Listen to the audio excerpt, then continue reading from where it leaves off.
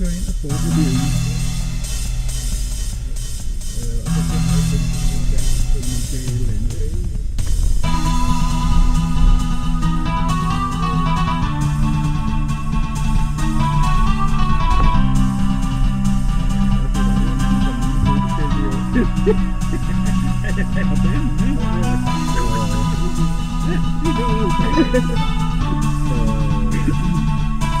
Det ikke at sige så, det var ikke med solstil.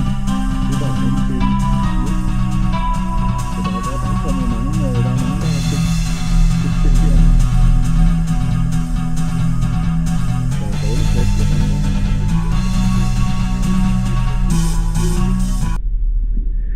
Godmorgen. Rigtig hjertelig velkommen til Le Mans. Jeg hedder Jakob.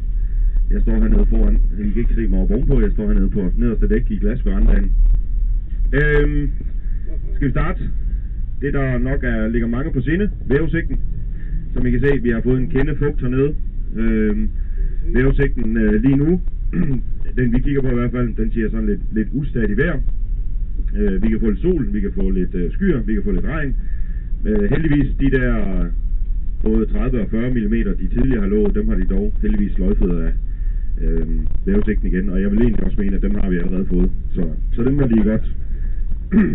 dem behøver de ikke komme med.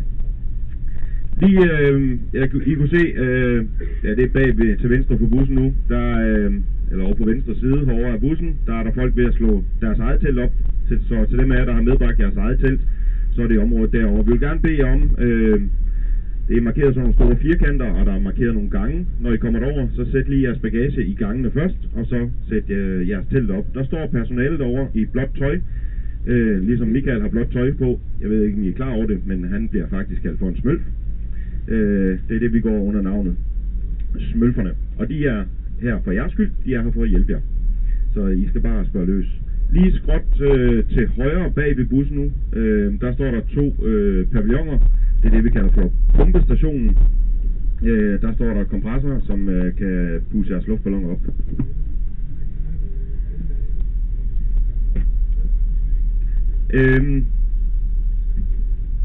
Det vi skal have gjort nu, det er, at vi skal have tjekket jer ind. Og der skal I bare lige følge vejen rundt her bag ved bussen, rundt til højre. Og så herovre, der er informationen. Uden for informationen, der står pigerne klar under en sort havepavillon.